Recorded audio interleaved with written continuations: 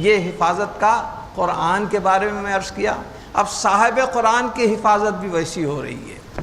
اللہ تعالیٰ اپنے محبوب کی حفاظت کا ایسا جتن فرما رہا ہے کہ کفار حملہ کر رہے ہیں, مشرکین آپ کے اوپر غلبہ حاصل کرنے کی کوشش کر رہے ہیں, مگر ہمیشہ اللہ تعالیٰ آپ کو بچا رہا ہے.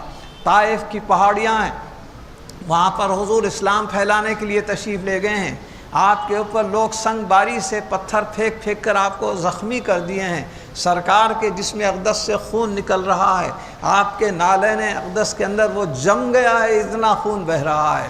ایک ملک الجبال آیا, وہ فرشتہ جس کے قبضے میں اختیار میں تمام پہاڑ دنیا تمام کے ہیں, آ کے کہنے لگا حضور آپ کا یہ منظر دیکھ کر مجھے بڑی تکلیف ہو رہی ہے, آپ صرف اجازت دے دیں, میں ملک الجبال ہوں, میں پہاڑوں پر قبضہ اور اختیار رکھتا ہوں, آپ ذرا اجازت دے دیں تو ان تمام شریروں گستاخوں کو دو پہاڑوں کے بیچ میں چٹنی بنا دوں گا. حضور نے فرمایا میں ان کو چٹنی بنانے کے لیے دنیا میں نہیں آیا ہوں, میں ان کے سینوں تک ایمان پہنچانے کے لیے آیا ہوں. میں دعا کرتا ہوں کہ یہ لوگ اگر میرا مقام نہیں جانتے, میرا رتبہ نہیں سمجھتے, تو کل کے دن اللہ تعالیٰ ان کی اولاد کو کم از کم ایمان سے مشرف کر دے. لیکن اللہ تعالیٰ نے آپ کو محفوظ رکھا. ہجرت کی رات ہے, نبی کی ذات ہے, علی کا ساتھ ہے, فرشتوں کی بارات ہے, نور کی سوغات ہے. اور اس میں کیا پیاری بات ہے کہ حضور صلی اللہ علیہ وسلم ایک بازو سے حضرت علی کو طلب فرماتے. حضرت علی شیر خدا جب آ گئے تو آپ نے فرمایا دیکھو علی, اطراف میرے حجرے کے تمام مشرک سردار جتنے قریش کے کافر سردار ہیں ہاتھ میں ننگی تلواریں لے کر کھڑے ہوئے ہیں, تاکہ میں جیسے ہی باہر نکلوں میرے اوپر وہ غلبہ کر کے میرا کام تمام کر دیں. اس لیے اللہ تعالیٰ نے مجھے ہجرت کرنے کا حکم دے دیا ہے. اب آج کی رات میں ہجرت کے لیے نکلنے والا ہوں, لیکن میرے پاس بہت سے لوگوں کی امانتیں ہیں, کیونکہ میں امانت دار امین محسوس ہوں, مشہور ہو گیا ہوں. اپنے لوگ بھی لا کے امانتیں رکھتے ہیں, غیروں کے بھی لوگ لا کے امانتیں رکھتے ہیں. لہٰذا تم کو اس لیے بلایا ہوں کہ میرے اس بستر پہ تم میری جگہ سو جاؤ, میں تو ہجرت کے لیے جا رہا ہوں. صبح ہوتے ہی یہ امانت ان کی ہے, یہ امانت فلاں صاحب کی ہے, یہ سامان فلاں صاحب کا ہے. جن جن کی امانت ہے صبح میں ان کی امانت ان کے حوالے کر کے آپ مدینے کے راستے میں میرے سے آ کے ملنا. حضرت علی شیر خدا لیٹے اور رسول پاک صلی اللہ علیہ وسلم نے اپنی سبز چادر حضرت علی پہ اڑا دی, اور اس کے بعد اللہ تعالیٰ کے حکم سے سورہ یاسین کی 2 آیتیں پڑھتے ہوئے آپ باہر نکلے. انا جعلنا فی اعناقہم اغلالا فہی الی الاذقان فہم مقمحون وجعلنا من بین ایدیہم سدا ومن خلفہم سدا فاغشیناہم فہم لا یبصرون. آپ نکل رہے ہیں باہر سے, کفار و مشرکین جو ہاتھ میں ننگی تلواریں لے کر کھڑے ہیں ان کے درمیان سے گزر رہے ہیں, لیکن ان کی آنکھوں کو سرکار نظر ہی نہیں آ رہے ہیں. کیوں نظر نہیں آ رہے ہیں؟ اس لیے کہ اللہ تعالیٰ حفاظت فرما رہا ہے. میں اگر اس کی عقیدے کی تشریح کوئی پوچھنا چاہتا تو میں یوں کروں گا. سرکار کو لوگ بعض مادی طور پر صرف بشر مانتے ہیں. سرکار کو اللہ تعالیٰ فرما رہا ہے قد جاءکم من اللہ نور, تمہارے پاس سے نور آیا ہے. اور ان کے اوپر بشریت کی ایک چادر اڑا کر میں اپنے حبیب کو بھیجا ہوں, لیکن لوگوں کو نور تسلیم کرنے میں بڑی تکلیف ہوتی ہے اور کہتے ہیں یہ تو بشر تھے. لیکن آج کی رات حضور صلی اللہ علیہ وسلم ان کافروں کے درمیان سے سلامت محفوظ گزر جا رہے ہیں. اس کی وجہ یہ ہے کہ حضور اس کمرے سے نکلنے سے پیشتر اپنی سبز چادر حضرت علی کو اڑا دیے. وہ دراصل سبز چادر آپ کی بشریت کی چادر تھی, آپ نے بشریت کی چادر اڑا دی اور نور بن کر باہر نکل گئے. نور بن کر, نور کا پیکر بن کر باہر نکل گئے. تو بھلا نور کو یہ لوگ کیا دیکھ سکتے ہیں؟ ان کی آنکھوں میں کتنی صلاحیت ہے جو نور مصطفیٰ کو دیکھ سکیں. تو اللہ تعالیٰ نے جیسے قرآن کی حفاظت کا دنیا میں اہتمام کیا ہے, اسی طریقے سے اپنے حبیب صلی اللہ علیہ وسلم کی جان کی حفاظت کا انتظام کیا ہے. آج بھی یہ دونوں آیتیں سورہ یاسین اور کی 8ویں اور 9ویں آیتیں ایسے نسخے کے طور پر کام کرتی ہیں. آپ بھی اگر کسی قسم کی کوئی مشکل میں پھنس جائیں، کہیں آپ کو کوئی تکلیف دینے اذیت دینے کا کوئی ایسا ماحول نظر آئے، آپ یہ دونوں آیتیں پڑھ لیجئے، اللہ تعالیٰ ایسا آپ کو ان سے چھٹکارا دے دیتا ہے کہ آپ سوچ بھی نہیں سکتے۔ لیکن ایسا نہیں کہ غیر غلط کام کرنے کے لیے جا رہے ہیں اور اس وقت یہ آیتیں پڑھیں گے، ایسا نہیں ہے، بلکہ کوئی اچھے کام کرتے وقت آپ کو کوئی مزاحمت اور رکاوٹ آ جائے تو ان دو آیتوں کو پڑھیے جو حضور صلی اللہ علیہ وسلم نے رات میں، ہجرت کی رات آپ نے پڑھی تھی۔ جب سرکار دو عالم صلی اللہ علیہ وسلم تشریف لے گئے تو حضرت علی شیر خدا تیسرے دن راستے میں جا کر ملے، کیونکہ سرکار غار ثور میں ایک رات ٹھہر کر پھر بعد میں مدینے کے لیے نکلے۔ جب حضرت علی پہنچے کرم اللہ وجہہ تو ساتھی صحابہ نے عرض کیا، یا علی آپ کو رات تمام نیند نہیں آئی ہوگی، کیونکہ آپ کے اوپر تو تلواریں لٹک رہے تھے، آپ کو معلوم تھا کہ قریش کے سردار حجرے کے اطراف ننگی تلواریں لے کر کھڑے ہیں، اس کے خوف سے آپ کو تو نیند نہیں آئی ہوگی، آپ رات تمام ہوشیار رہے ہوں گے۔ حضرت علی جواب دینے لگے کہ خدا کی قسم مجھے عمر بھر میں ایسی میٹھی نیند نہیں آئی جیسی اس رات سویا، جیسی بستر مصطفیٰ پر میں میٹھی نیند سویا ہوں، ایسی نیند مجھے عمر میں کبھی نہیں آئی۔ کہ لوگوں نے پوچھا، آپ تو ہمیشہ کہتے ہیں کہ موت کے لیے بہت خطرناک موت کا لمحہ ہوتا ہے، اس کے لیے ہمیشہ تیار رہو، آپ کو موت کا خیال نہیں آیا اس وقت؟ تو کیا پیارا ایمان افروز جواب آپ نے دیا۔ میرے آقا نے یہ فرمایا تھا کہ علی سب کی امانتیں دے کر مدینے کے راستے میں آ کر ملنا، تو میرا ایمان اور میرا دل پکار کے کہہ رہا تھا، اے علی دنیا میں قیامت آ سکتی ہے لیکن تم کو اس وقت تک موت نہیں آ سکتی جب تک کہ صبح میں امانتیں دے کر تم اپنے آقا سے جا کے نہ ملو۔ یہ ہے ایمان، راسخ الایمان۔ یہ صحابہ کرام تھے جن کا ایمان اتنا پکا، اتنا راسخ کہ آج اس کی ہم کوئی مثال پیش نہیں کر سکتے۔ تو جس طرح قرآن کی حفاظت کا اللہ تعالیٰ نے اہتمام کیا تھا، اسی طریقے سے صاحب قرآن کی بھی حفاظت کا اللہ تعالیٰ نے ایسا استعمال کیا کہ، اور پھر جس طرح قرآن پاک کی ایک ایک آیت، ایک ایک لفظ محفوظ ہے، اسی طریقے سے آقائے دو جہاں صلی اللہ علیہ وسلم کی زندگی کے تمام واقعات، افعال، احوال اور جتنے بھی واقعات ہیں سیرت کی کتابوں میں ایسی محفوظ ہیں کہ اس کی دنیا میں کوئی مثال نہیں دے سکتا۔ جیسے قرآن محفوظ ہے ویسے صاحب قرآن کی زندگی کے حالات بھی محفوظ ہیں، آپ کی زندگی کے سب احوال محفوظ ہیں، لہذا حفاظت کا اللہ تعالیٰ نے اس طرح انتظام کیا۔ اس کے بعد اللہ تعالیٰ نے قرآن پاک کو دیکھنا عبادت قرار دیا ہے۔ جیسا کہ میں پہلے بھی عرض کر چکا ہوں، قرآن کو دیکھنا بھی عبادت، دکھانا بھی عبادت، پڑھنا بھی عبادت، پڑھانا بھی عبادت، سیکھنا بھی عبادت، سکھانا بھی عبادت، بلکہ ایک مقام سے اٹھا کر دوسرے مقام پر رکھ دینا یہ بھی عبادت میں داخل ہے۔ یہی وجہ ہے کہ حفاظ کرام جب کہیں ختم قرآن ہوتا ہے زیارت چہلم وغیرہ میں تو قرآن کو سامنے رکھ کر پڑھتے ہیں، حالانکہ وہ زبانی پڑھ سکتے ہیں مگر دیکھ کر پڑھنے کا ان کا مقصد یہ ہے ڈبل ثواب حاصل کریں، ایک تو پڑھنے کا ثواب، دوسرے قرآن کو دیکھنے کا ثواب، دو عبادتیں حاصل کرنا چاہتے ہیں۔ ایٹ اے ٹائم دونوں ثواب حاصل کرنے کے لیے دیکھ کر پڑھتے ہوں۔ یہ عبادت، قرآن کو دیکھنا عبادت ہے، بلکہ ایک بڑا ایمان افروز واقعہ ہے، اخبارات میں بھی آیا تھا یہ واقعہ کہ ایک دیہات میں کوئی صاحب انتقال کر گئے، ان کو دفن کرنے کے لیے ان کا جنازہ وغیرہ سب تیار کر لیا گیا، خبر کھود دی گئی۔ اب ان کو دفن کرنے سے پیشتر چونکہ نماز جنازہ پڑھائی جاتی ہے، لہٰذا وہاں کوئی نماز جنازہ پڑھنے کے قابل نہیں تھا، انہیں کسی کو پڑھانا نہیں آتا تھا، واقف نہیں تھا۔ روزمرہ کی نماز الگ ہوتی ہے، نماز جنازہ کبھی کبھی پڑھتے ہیں، اس کی ترکیب معلوم نہیں تھی ان کو۔ ابھی وہ دفن کرنے سے پہلے کھڑے ہوئے ہیں کہ اتنے میں ایک صاحب سائیکل پر وہاں سے گزرنے لگے، دیکھا تو سب لوگ کھڑے ہوئے ہیں، پوچھا کیا وجہ ہے، بتایا کہ نہیں نماز جنازہ یہاں نہیں ہو سکی، ہم اس لیے انتظار کر رہے ہیں کہ کوئی شخص نماز جنازہ سے واقف ہے وہ ادھر سے گزر جائے تو ہم اس سے نماز جنازہ پڑھا دیں۔ ان کو چونکہ نماز جنازہ پڑھانی آتی تھی، فوری سامنے جنازے کو رکھا گیا اور سب مل کر نماز جنازہ ادا کر دیے۔ اس کے بعد وہ صاحب قبر میں تدفین میں بھی خود اسسٹ کرتے ہیں، اپنی طرف سے تعاون کرتے ہیں اور ان کی تدفین ہو جاتی ہے، مٹی تھوڑی اوپر ڈال دی جاتی ہے۔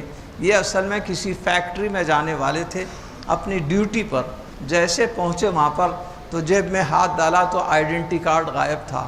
دیکھا کہ اندر جانا، آئیڈینٹی کارڈ بغیر اندر جانے نہیں دیا جاتا۔ سوچے کیا بات ہے، میں تو گھر سے نکلا تھا۔ ذہن میں آیا کہ نہیں، بیچ میں تدفین میں جب حصہ لیا، ہو سکتا ہے تدفین میں میرا یہ آئیڈینٹی کارڈ قبر کے اندر گر گیا ہوگا۔ ابھی پوری طریقے سے مٹی نہیں ڈالے ہوں گے، فوری بھاگ کے چلے آئے۔ آ کے کہنے لگے بھائی میں آپ کو ایک تکلیف دیتا ہوں کہ میرا آئیڈینٹی کارڈ غالباً نیچے گر گیا ہے، ذرا سا اس کی مٹی ہٹا کر اس کو میں نکال لینا چاہتا ہوں۔ انہوں نے کہا کہ آپ تو ہمارے محسن ہیں، آپ نے نماز جنازہ پڑھائی، تدفین میں ہمارے ساتھ رہے، ضرور آپ ہٹا کے دیکھیے۔ تو کہتے ہیں کہ جیسے ہی قبر کے اس جنازے پر سے مٹی ہٹائی گئی، لوگ دیکھ کر تعجب میں ہو گئے کہ اس جنازے کے اوپر گلاب کے پھولوں کی ایک گھنی چادر ہے کہ پڑی ہوئی ہے۔ سب لوگ پریشان ہو گئے اور یہ صحابی پوچھے کہ جب تدفین ہوئی تو میں دیکھا اس میں کوئی گلاب کا پھول نہیں تھا، بھلا یہ کیسے آ گئے، کیا بات ہے، مرحوم کیا کام کرتے تھے؟ بہت تفتیش کرنے کے بعد پتہ یہ چلا کہ ان کو قرآن سے بڑی محبت تھی، مگر ان کو قرآن پڑھنا نہیں آتا تھا۔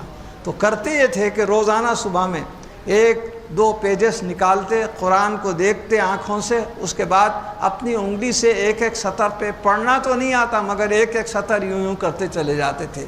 اپنی عمر تمام ان کا یہی مشغلہ تھا۔ تو بتایا کہ ہاں یہی مشغلہ، قرآن سے یہ وابستگی ہے کہ ان کے پڑھنے کے بعد اللہ تعالیٰ نے ان گلاب کے پھولوں کے ذریعے ان کی بخشش کا ثبوت دے دیا کہ ان کو صرف پڑھنا بھی نہیں آتا تھا مگر دیکھنا بھی چونکہ عبادت ہے، اس وجہ سے ان کی بخشش کی دلیل معلوم ہوتی ہے۔ تو جس طریقے سے حضور صلی اللہ علیہ وسلم اور یہ قرآن کو دیکھنا عبادت ہے، اسی طریقے سے حضور صلی اللہ علیہ وسلم کے چہرے اقدس کو دیکھنا بھی عبادت، بلکہ آپ کے چہرے اقدس کو ایمان اور ہوش کی حالت میں دیکھنے والا ہی صحابی کہلاتا ہے۔ اور صحابی ایسا بے مثال شخص ہوتا ہے کہ اس کے بعد آج قیامت تک کوئی صحابی پیدا نہیں ہو سکتا، کیونکہ سرکار کا چہرے اقدس دیکھنے کا کسی کو بھی اب کوئی موقع نہیں مل سکتا۔ اس لیے بڑے سے بڑے غوث، بڑے سے بڑے قطب، بڑے سے بڑے خواجہ اور ولی بھی ہوں، صحابہ کے مقام پہ نہیں پہنچ سکتے، کیونکہ صحابہ وہی ہوتے ہیں جو حضور صلی اللہ علیہ وسلم کو ہوش اور ایمان کی حالت میں ایک نگاہ ہی کیوں نہ دیکھ لیں، ایک نظر ہی کیوں نہ دیکھ لیں۔ تو معلوم یہ ہوا کہ ادھر جس طرح قرآن پاک کو دیکھنا عبادت ہے، اسی طرح صاحب قرآن کے چہرے پر نظر ڈالنا بھی عبادت ہے۔ اس کے بعد میں آپ کے سامنے نور کی بات کہوں گا کہ دونوں کو اللہ تعالیٰ نے نور قرار دیا ہے۔ جس مائدے کی آیت کو میں نے عنوان بنایا ہے، اس میں تو اللہ تعالیٰ نے واضح طور پر فرما دیا قد جاءکم من اللہ نور۔ اللہ تعالیٰ کو اپنے حبیب کی وضاحت کرنے کے لیے یہ آیت نازل فرمانی تھی۔ فرمایا کہ بے شک تمہارے پاس آیا اللہ کے پاس سے ایک نور، اور وہ نور نور مصطفیٰ ہے، تو حضور کو نور فرمایا گیا۔ اب اس کے بعد ایک آیت ہے سورہ تغابن کی آیت نمبر 8، اس میں اللہ تعالیٰ فرماتا ہے فَآمِنُوا بِاللَّهِ وَرَسُولِهِ وَالنُّورِ الَّذِي أَنزَلْنَا۔ اس کے اندر قرآن پاک کو نور فرما دیا گیا ہے۔ اس طریقے سے اللہ تعالیٰ نے اپنے حبیب کو بھی قرآن میں نور فرمایا، صاحب قرآن کو بھی، اور قرآن کو بھی نور فرمایا۔ لہذا دونوں ایک دوسرے سے مربوط ہیں، دونوں کی حیثیت، دونوں کی اہمیت وہ نورانی ہی نورانی ہے۔ اس کے بعد آگے بڑھیے تو ایک چیز ہے جو دونوں میں مشترک پائی جاتی ہے، اور وہ ہے طہارت۔ طہارت کا جہاں تک سوال ہے، قرآن کا خود یہ آداب کا اعلان ہے لا یمسہ الا المطہرون۔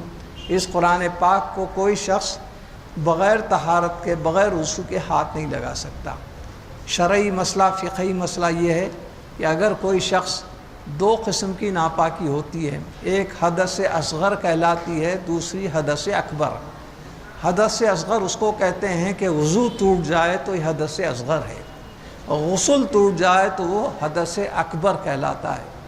تو جب حدث اصغر ہو جائے تو آپ کو ہاتھ لگانے کے اوپر ممانعت ہے، لیکن اگر غسل کی ضرورت ہو تو ہاتھ لگانے پر بھی ممانعت ہے، پڑھنے پر بھی ممانعت ہے۔ بغیر وضو کے ہاتھ لگائے بغیر دودھ سے آپ برابر تلاوت کر سکتے ہیں، اجازت ہیں، مگر بغیر غسل کے جب غسل کی ضرورت ہو تو آپ نہ ہاتھ لگا سکتے نہ اس کو پڑھ سکتے، تلاوت کر سکتے۔ یہ اس کتاب کا طہارت کا تقاضا ہے کہ ہمارا کوئی بھی چھوٹا بچہ ہو بڑے ہو، اس کو جزدان میں رکھتے ہوئے اور اس کے انتہائی آداب احترام کے ساتھ ہم قرآن کو لے جاتے ہیں۔ یہ نہیں کہ کوئی چرچ کو جاتے وقت اپنی کتاب کو بغل کی گندگی میں لے ہوئے چلے جا رہا ہے، نہ اس پہ کوئی جزدان ہے، نہ اس کا کوئی احترام ہے، نہ اس کا آداب ہے۔ قرآن کا طہارت کا تقاضا ہے کہ اس کے اندر اللہ تعالی ہمیں، اور بھی اس کے اندر جو کچھ بھی ہمارے لیے قرآن کے اندر طہارت حاصل کرنے کے طریقے بتائے گئے ہیں غسل کے اور وضو کے، تو اس کے اندر بھی اللہ تعالیٰ نے ایسی پاکیزگی عطا فرمائی ہے کہ دنیا بھر کے تمام قسم کے کینسر یا تمام قسم کے بیماریاں جو پیدا ہو رہی ہیں اس سے حفاظت کا اللہ تعالیٰ ہمیں اس وضو کے اندر اور اس غسل کے اندر انتظام رکھا ہے۔ لہٰذا یہ طہارت کا ایک سرچشمہ ہے، اور طہارت تو اسلام میں ایسی اہمیت ہے، شطر الایمان فرمایا حضور نے، یعنی نصف ایمان طہارت کے اندر رکھا ہوا ہے۔ اس کے بعد جب آپ اس قرآن پاک کی طہارت کے بارے میں جان چکے تو میں اب یہ آپ کو تقابل کر کے بتاؤں گا کہ صاحب قرآن کی طہارت اور پاکیزگی کیسی ہے۔ حضور صلی اللہ علیہ وسلم صاحب قرآن کی طہارت کا اس سے بڑا کیا ثبوت ہوگا کہ آپ کے جسم اقدس پر کوئی مکھی نہیں بیٹھتی تھی، اور مکھی کس پہ بیٹھتی ہے؟ غلاظت پہ بیٹھتی ہے۔ ہم جیسوں کے پسینے میں جہاں بدبو ہوتی ہے وہاں پر مکھی آتی ہے، مگر میرے آقا حضور صلی اللہ علیہ وسلم کا پسینہ اتنا پاک اور مطہر، نہ صرف پاک اور مطہر بلکہ ایسا خوشبودار کہ آپ جس راستے سے گزرتے وہ راستہ خوشبودار ہو جاتا تھا۔ کوئی آ کے سرکار سے ملنا چاہتے اور سرکار نظر نہیں آتے تو یہ نہیں پوچھتے کہ سرکار کدھر گئے، بلکہ سرکار کی خوشبو جس راستے سے آ رہی ادھر سے چلے جاتے اور سمجھتے سرکار ادھر تشریف لے گئے۔ تو حضور کی خوشبو، حضور کی طہارت ایسی کہ اللہ اکبر، کوئی مکھی نہیں بیٹھ سکتی تھی، کوئی جوں ہے کہ آپ کے پاس نہیں، بلکہ مشک سے زیادہ مہک آپ کے پسینے مبارک میں تھی۔ ایک بڑا ایمان افروز واقعہ ہے۔ ایک خاتون آپ کے پاس آئی، عرض کرنے لگی یا رسول اللہ صلی اللہ علیہ وسلم، میری بیٹی کی شادی ہے مگر میں غریب ہوں، میرے پاس اتنے اخراجات نہیں ہیں کہ بچی کی سب شادیوں کی اخراجات برداشت کر سکوں۔ چھوٹے موٹے خرچے تو میں کر چکی ہوں، کپڑے بنا دی ہوں، لیکن ہر شادی میں دلہن کو تیار کرنے کے لیے کوئی خوشبو لگانے کی روایت ہے، بغیر خوشبو لگائے کہ دلہن نہیں بنتی۔ آپ کے پاس مال غنیمت سے شیشوں میں عطر آتا ہے، آپ مجھے تھوڑا سا صدقہ عنایت فرما دیں تو میں اپنی دلہن کو سجا لوں گی۔ حضور مسکرائے، فرمایا اچھا جا ایک چھوٹی شیشی دھو کے لے کے آ۔ جب وہ گئیں تو کیا دیکھتی ہیں کہ چھوٹی شیشی دھو کے سرکار کے پاس آتے وقت ذہن میں سوچنے لگی، اب میں یہ شیشی لے جا کے سرکار کو دوں گی، سرکار اس کو لے کر اندر تشریف لے جائیں گے حجرے میں، اندر کوئی الماری ہوگی، اس الماری کو کھولیں گے، الماری میں کوئی بڑا شیشہ ہوگا، اس میں سے نکالیں گے اور چند خطرے میری اس چھوٹی شیشی میں ڈال کے دے دیں گے۔ یہ تصور کر کے گئی، سرکار دہلیز میں کھڑے ہوئے تھے، اس نے اپنی شیشی حوالے کر دی، سرکار آپ کے حکم کے مطابق شیشی حاضر ہے، لیکن اس کے حیرت کی انتہا نہیں رہی کہ وہ حضور صلی اللہ علیہ وسلم نہ اندر حجرے میں تشریف لے جا رہے ہیں، نہ کوئی الماری کھول رہے ہیں، نہ عطر کا کوئی شیشہ نکال رہے ہیں، بلکہ وہیں دہلیز میں کھڑے کھڑے اپنے جسم مطہر پر موتیوں جیسے جو بھی پسینے کے قطرات تھے ایک ایک کر کے اس شیشی میں بھرنے لگے۔ جب وہ شیشی بھر گئی تو فرمایا جا تو اس کو عطر کے جگہ استعمال کر، یہ تیرا مقصد پورا ہو جائے گا۔ تو میں عرض کر رہا تھا کہ کہ حضور نے وہ شیشی اس کے حوالے کرتے ہوئے ارشاد فرمایا کہ جا اس کو خوشبو کی جگہ استعمال کر، تیرا مقصد پورا ہو جائے گا۔ وہ خاتون کہتی ہے کہ میں جس گلی، جس کوچے، جس سڑک سے گزری تو خوشبو مصطفیٰ سے وہ سڑک مہک اٹھی۔ اور جب میں گھر پہنچی، اپنی دلہن کو سجایا، دلہن کو کپڑے تو پہلے ہی پہنا دیا تھا، اب جا کے یہ جو سرکار کا پسینہ مشک کی جگہ یا عطر کی جگہ لگایا تو کیا دیکھتی ہوں کہ دلہن کا کمرہ بھی سارا مہک اٹھا۔ اللہ اکبر! اس کی مہک یہاں ختم نہیں ہوئی، دلہن کی وداعی ہوئی، واپسی وہ اپنے دولہے کے چلے گئی، لیکن وہ کہتی ہیں کہ جب کبھی بھی دلہن اپنے دلہا کے گھر سے میکے کے گھر آتی اور دہلیز میں قدم رکھتے ہی پھر وہی مہکار ہونا شروع ہو جاتی تھی۔ اللہ اکبر! آج آپ کے پاس امریکہ سے، لندن سے اور کئی مقامات سے مختلف عطریات آتے ہیں، سینٹ آتے ہیں، صبح لگائے تو دوپہر تک رہے گی، دوپہر کو لگائے تو شام تک خوشبو رہے گی، میں مانا ایک دن رہے گی، ایک ہفتے تک رہے گی، مگر یہ کیسی خوشبو ہے کہ دلہن کے پاس سے ختم ہی نہیں ہو رہی ہے۔ اس کے بعد اس حدیث میں لکھا ہوا ہے کہ یہ عورت ایسی خوبصورت، ایسی کچھ خوش قسمت تھی کہ اللہ تعالیٰ نے جب اس کو اولاد دی، سب سے پہلا اس کو جب لڑکا پیدا ہوا تو اس کے جسم میں بھی یہی مہکار بھیجی تھی، اور یہ ایک پشت میں نہیں تھی بلکہ 7 پشتوں تک یہ حساب برابر خیال جاری تھا، یہ برابر مہک اس کے جسموں کے اندر مہکا کرتی تھی۔ میں یمن گیا تھا جب 1992 میں بغداد شریف کے دورے کے بعد، تو وہاں پر حضرت اویس قرنی رضی اللہ تعالیٰ عنہ کے مقام کو جانے کی بڑی تمنا تھی، مگر نارتھ یمن اور ساؤتھ یمن کے درمیان کچھ جنگ ہو رہی تھی، میں جا تو نہیں سکا، مگر مجھے وہاں یہ معلوم ہوا کہ وہاں ایک ایسا قبیلہ رہتا ہے جو اسی خاتون صحابیہ کی اولاد سے ہے، اور ان کے گھر میں آج بھی مردوں کے ساتھ کوئی جا کے ہاتھ ملا لے اور ہاتھ کو چوم لے تو اس میں بھی خوشبو مصطفیٰ ہے۔ اللہ اکبر! سرکار دو عالم صلی اللہ علیہ وسلم کی طہارت اور خوشبو کا کیا عالم ہے۔ اس روز جب سے اس گھر کا نام ہی بیت المطیبین رکھ دیا گیا، ایسا گھر جہاں خوشبودار لوگ رہتے ہیں۔ بھائی کہیں گلاب کے جھاڑ گھر میں رہتے ہیں تو کہیں گے ارے یہ تو گلاب کے جھاڑ کا گھر ہے، کوئی چمیلی کے جھاڑ کا ہے تو کہیں گے چمیلی کے جھاڑ کا ہے۔ یہاں پر خوشبودار کوئی جھاڑ نہیں، خوشبودار لوگ رہتے ہیں، خوشبودار انسان رہتے ہیں، تو ایسی طہارت دنیا میں کسی شخص کے لیے نہیں مل سکے گی۔ اب بھلا بتائیے کہ ہمارے اور سرکار کے درمیان لوگ کہتے ہیں کہ ہم میں اور سرکار میں کیا فرق ہے؟ میں تو صرف ایک ہی جملہ بولتا ہوں، پسینے میں تم برابری نہیں کر سکتے تو سرکار کی عظمت میں کہاں سے برابری کر سکتے؟